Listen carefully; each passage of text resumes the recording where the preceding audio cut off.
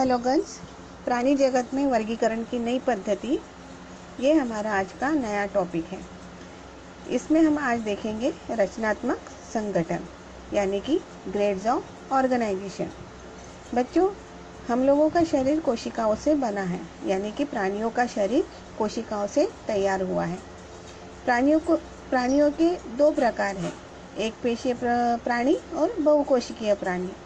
प्राणियों के बहुकोशिकीय शरीर में अनेक कोशिकाएं कार्य करती है, तो एक कोशिकीय प्राणियों का शरीर एक ही कोशिका से तैयार होता है और इस कारण सभी का जो कार्य है उसे एक ही कोशिका से मदद मिलती है और उसी कोशिका की मदद से चलते हैं। एक कोशिकीय प्राणियों के शरीर का संगठन यानी कि प्रोटोप्लाज्मिक ग्रेड इस प्रकार का होता है। जैसे कि बहुकोशिकीय प्राणियों में अनेक कोशिकाएं होते हुए भी ऊतक तैयार नहीं हुए होंगे, तो ऐसे प्राणियों का शरीर कोशिका स्तर यानी पेशी स्तर सेलुलर ग्रेड ऑर्गेनाइजेशन संगठन दर्शाता है। उदाहरणार्थ छिद्रधारी संघ के प्राणी। तो बच्चों, यहाँ पे कहा गया है कि एक पेशियों में बहुत सारे संगठन नहीं होते। संगठन यानी बॉडी ऑर्गेनाइजेशन या बॉडी सिस्टम। जैसे कि हमारे बॉडी में बहुत सारे सिस्टम्स हैं, जैसे कि excretory system, digestive system, then blood circulatory system, nervous system. इस तरह से हमारे शरीर में बहुत सारे सिस्टम हैं, लेकिन ये बहुकोशिकीय प्राणियों में पाए जाते हैं। एक कोशिकीय प्राणी में कुछ ही जो सिस्टम्स है वो पाए जाते हैं। कुछ प्राणियों के शरीर में कोशिका एकत्रित होकर ऊतकों का निर्माण करते हैं। इसका मतलब क्या है कि जैसे group of cell called tissue, जो टिश्यूज होते हैं यानी कि उसको ऊतक कहते हैं। तो ये किससे बनते हैं? जब बहुत सारे कोशिका एक साथ आते हैं तो उसके ऊतक बनते हैं तथा उन ऊतकों की सहायता से शारीरिक क्रियाएं संपन्न करते हैं। यह प्रकार कोशिका ऊतक स्तर संगठन होता है। उदाहरणार्थ आंतरगृह संघ के प्राणी। चपटे कृमि प्राणियों में ऊतक यानी कि अवयव स्तर संगठन पाया जाता है। इसमें कुछ ऊतक एकत्रित होकर निश्चित अवयव तैयार करते हैं। कुछ जो प्राणी होते हैं जैसे कि चपटे कृमि होते हैं, तो ये चपटे कृमि में पूरा सिस्टम हम नहीं देख सकते। जैसे कि वहाँ पे ऊतक जो होते हैं यानी कि टिश्यू जो होते हैं वो कुछ ही अवयव का संगठन करते हैं, परंतु सर्व अवयव संस्थान का विकास नहीं होता है। वही जो मैंने कहा कि ऊतक तो बनते हैं लेकिन उसमें सारे संगठन का निर्माण नहीं होता। कुछ ही संगठन है जो चपटे कृमि में पाए जाते हैं।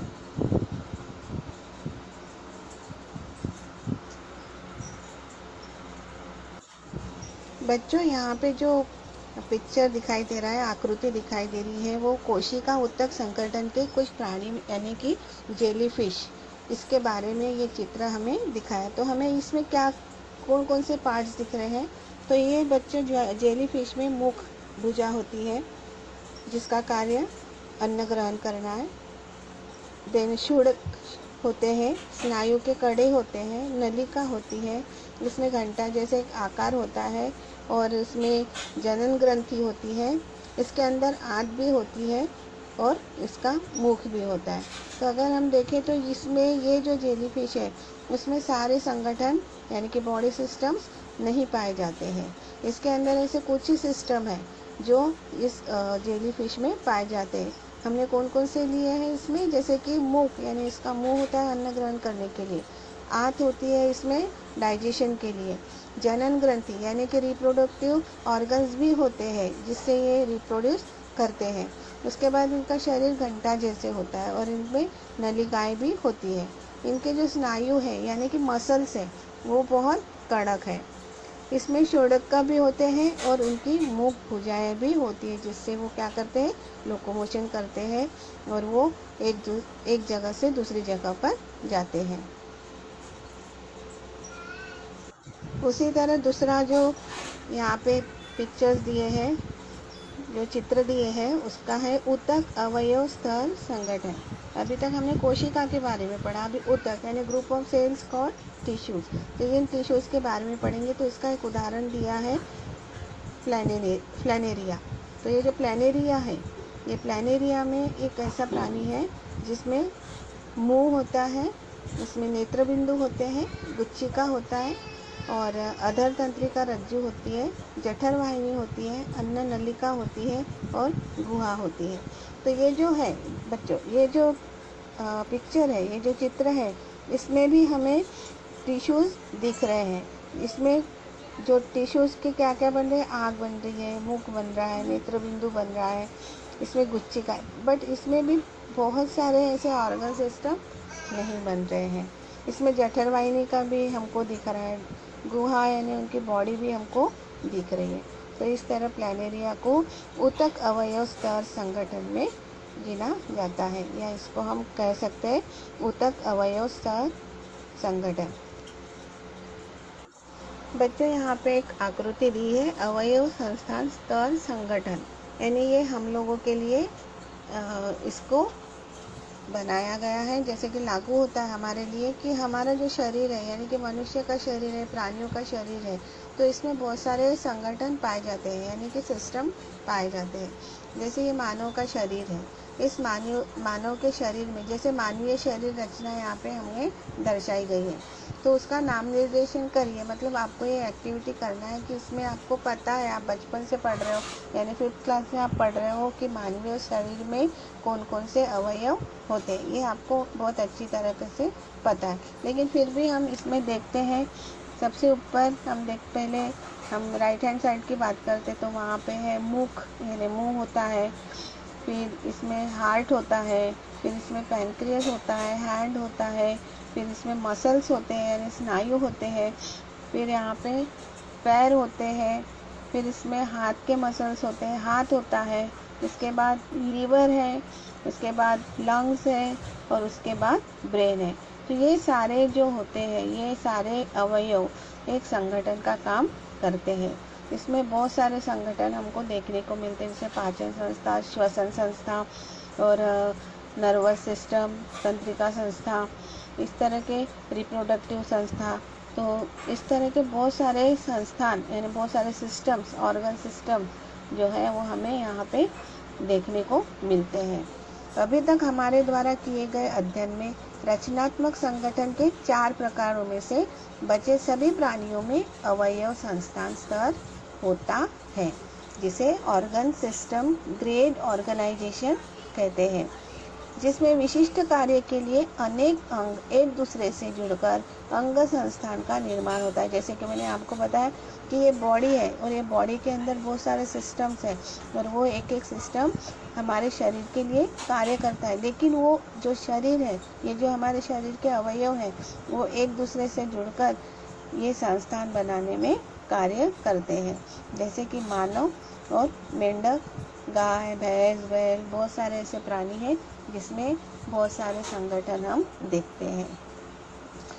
अभी हम इसके बाद और एक चीज़ हम यहाँ पे देखते हैं कि हमारी जो संस्थाएं हैं, जिसे यहाँ पे बोला गया है कि यहाँ पे जो संस्थान है, अंग संस्था, यानी इसका मतलब होता है ऑर्गन सिस्टम। तो ये जो संस्थाएं हैं, तो ये अलग अलग अवयव का एक एक संस्थान होता है। जैसे कि अगर हम पाचन संस्था लेते हैं तो पाचन संस्था में क्या आता है, मुख, हाँ, मुख आता है, फिर उसके बाद ग्रसनी आता है, फिर उसके बाद जठर आता है, छोटी आंत, बड़ी आंत और आखिरी में गुदद्वार। तो ये सब मिलके क्या बनता है बच्चों, ये बनता है हमारे शरीर की पाचन संस्था। तो इसी तरह ऐसे बहुत सारी संस्थाएं जो अलग अलग पार्ट्स को जोड़कर बनाई जाती है और उससे फिर ये सारी संस्थाएं एक दूसरे को मदद करती है और पूरे बॉडी में फंक्शन होते हैं। आइए हम अभी शरीर सममिति के बारे में पढ़ेंगे, यानी कि बॉडी सिमेट्री।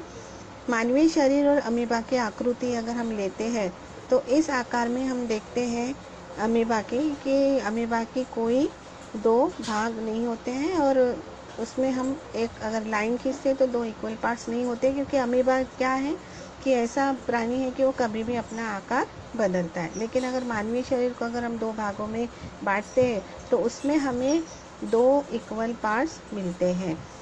तो आइए हम इस प्राणियों के शरीर में विशिष्ट अक्ष को लेकर काल्पनिक रेखा खींचने पर उस शरीर के 2 समान भाग होते हैं, या नहीं। इस गुणधर्म पर आधारित प्राणियों के शरीर के विविध विविध प्रकारों का हम अभ्यास करते हैं।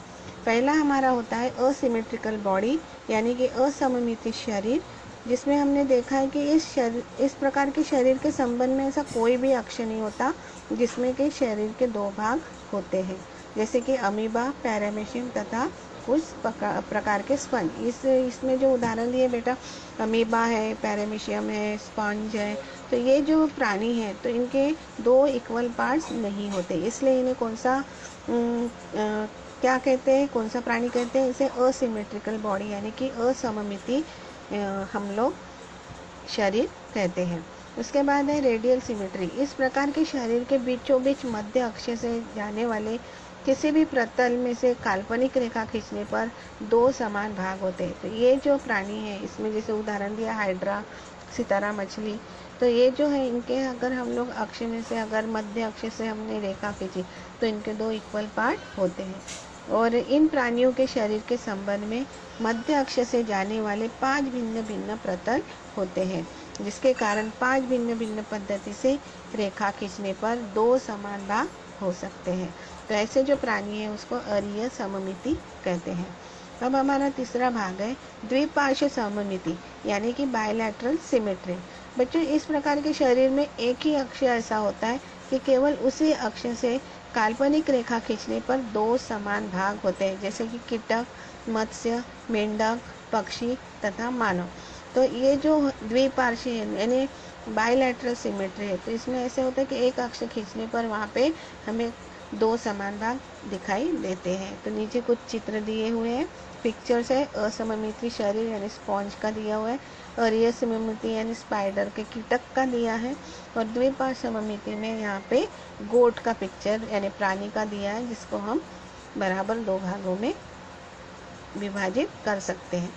अब हमारा तीसरा भाग है आद्य स्तर, यानी कि जनन स्तर यानी जर्मिनल लेयर, द्विस्तरीय व त्रिस्तरीय, डिप्लोब्लास्टिक एंड ट्रिप्लोब्लास्टिक। इसमें हम बच्चों बहुकोशिकीय प्राणियों के संदर्भ में उनमें भ्रूण अवस्था में वृद्धि के शुरुआत के समय कोशिका का आद्य स्तर तैयार होता है। जब भ्रूण होता है किसी भी प्राणी का, बहुकोशिकीय प्राणी का, मल्टीसेलुलर एनिमल का, तो वहाँ पे आद्य स्तर यहाँ पे निर्माण होता है, तैयार होता है, तथा इन आद्य स्तरों में से ही प्राणियों के शरीर में विविध ऊतकों का निर्माण होता है। जैसे कोई भी बॉडी है तैयार होने के लिए, तो उसमें हमें बहुत सारे सेल्स की ज़रूरत होती है। और अभी जैसे कि बताया कि cells, group of cells called tissue, तो ये सब मिलकर ऊतकों का निर्माण करता है। और एक ही ऊतक के बारे में नहीं बताया गया, तो यहाँ पे विविध ऊतकों का निर्माण होता है और इस तरह से एक बॉडी तैयार होती है। कुछ प्राणियों में केवल दो ही आद्य स्तर होता है, एक है बहिर्जनन स्तर यानी एक्टोडर्म और दूसरा है एंडोडर्म। लेकिन ऐसे कुछ है प्राणी जिसमें 3 स्तर होते हैं, जैसे कि एक्टोडर्म, एंडोडर्म एंड मीजोडर्म, या हम ऐसे कह सकते हैं कि एक्टोडर्म, मीजोडर्म एंड एंडोडर्म। तो इस प्रकार दो के अतिरिक्त और भी एक लेयर हमको यानी स्तर मिलता है, तो उसमें इस तरह के जर्मिनल लेयर्स हमको मिलते हैं। तो हमने यहाँ पे आद्य स्तर यानी कि जनन स्तर के बारे में पढ़ा। तो ये जो आकृति आप देख रहे हैं, इसमें आपको पता चलेगा कि जर्मिनल लेयर्स कैसे हैं। एक में अंतर जनन स्तर है, दूसरे में बहिर्जनन स्तर है, और दूसरी आकृति में क्या है, मध्य स्तर भी है, यानी एक द्विस्तरीय है और दूसरी क्या है, त्रिस्तरीय। स्तर का मतलब मालूम है ना, लेयर, यानी कि जर्मिनल लेयर्स। एक आकृति में 2 लेयर्स है, इसलिए उसे द्विस्तरीय जर्मिनल लेयर कहते हैं, और तीसरे में क्या है, त्रिस्तरीय, 3 लेयर्स हम देख रहे हैं, तो उसको हम क्या कहते हैं, त्रिस्तरीय प्राणी, जर्मिनल लेयर। बच्चों, हमारा अभी नया टॉपिक है देह गुहा, यानी कि बॉडी कैविटी। इसमें शरीर और आंतरिक अवयव इन दोनों के बीच पाए जाने वाले रिक्त जगहों को देह गुहा कहते हैं। बहुकोशिकीय प्राणियों में भ्रूण अवस्था में वृद्धि के दरमियान मध्य स्तर यानी मीजोडर्म से या आंतों से देह गुहा बनती है। जैसे कि यहाँ पे हमने देखे हैं कि जब भ्रूण तैयार होते रहता है तो उसमें बहुत सारे ऊतक मिलके बहुत सारे ऑर्गन्स तैयार करते हैं, और लेकिन जो शरीर और आंतरिक अवयव इन दोनों के बीच जो पाए जाने वाली जो रिक्त जगह है, जो उसे हम बॉडी कैविटी कहते हैं। बहुकोशिकीय प्राणियों में भ्रूण अवस्था में वृद्धि के दरमियान मध्यस्थल मेसोडर्म तैयार होते हैं। इस प्रकार के देह गुहा सखंड कृमि संघ के प्राणी तथा उसके बाद के सभी संघों के प्राणियों के शरीर में पाई जाती है। जैसे यहाँ पे केंचुए का उदाहरण दिया है। इस प्रकार के प्राणियों को सत्य देह गुहा वाले प्राणी कहते हैं। इसमें छिद्रधारी प्राणी, अंतर्गृही, निडारिया, सिलेंट्रेटा संघ के प्राणी और चपटे कृमि संघ वाले प्राणियों के शरीर में देह गुहा नहीं होती है। यहाँ पे कुछ उदाहरण दिए जिसकी बॉडी कैविटी नहीं बनती, जैसे कि यहाँ पे उदाहरण दिए छिद्रधारी प्राणी, अंतर्गृही प्राणी, निडारिया, और उसके बाद चपटे कृमि वाले जो प्राणी होते हैं, संघ के प्राणी जो होते हैं, उनमें बॉडी कैविटी नहीं बनती है। गोल कृमि प्राणी के शरीर में देह गुहा नहीं होती है, परंतु वो ऊपर बताए पद्धति से तैयार नहीं होती, इसलिए उन्हें नकली देह गुहा वाले प्राणी कहते हैं। गोल कृमि जितने भी हैं उसमें हमें ये बातें दिखाई नहीं देती है। इनके गोल कृमि प्राणी के शरीर में देह गुहा नहीं होती है। अब इसके बाद हमारा जो टॉपिक है, आखिरी का जो टॉपिक है इसमें, खंडी भवन यानी बॉडी सेगमेंटेशन।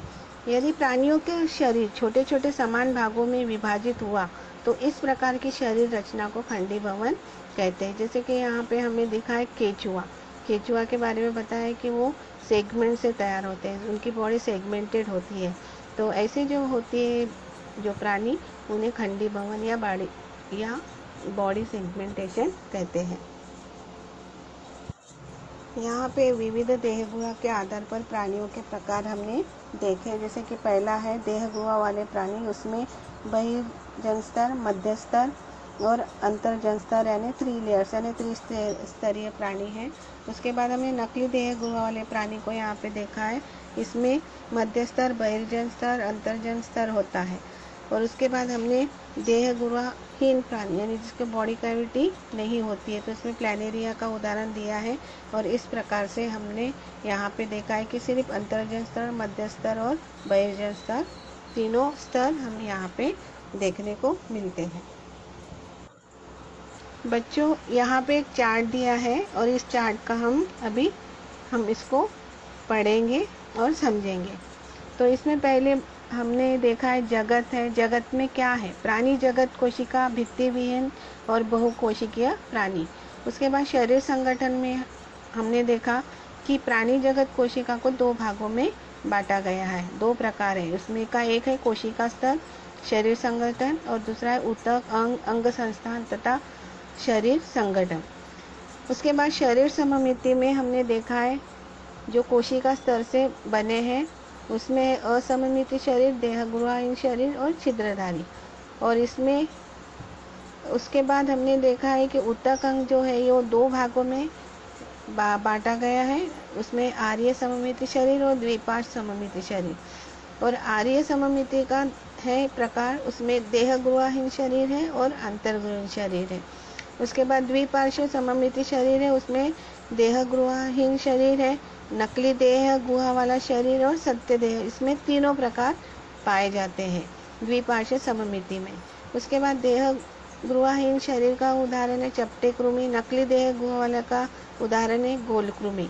और सत्य देह गुहा वाले शरीर जो प्राणी होते हैं वो सखंड कृमि है, संधिपात संघ है, मृदुकाय कवचधारी है, कांटेदार त्वचा वाले हैं और समीर रज्जुमंद समपृष्ठ रज्जु। इस प्रकार के प्राणी संघ हम देखते हैं।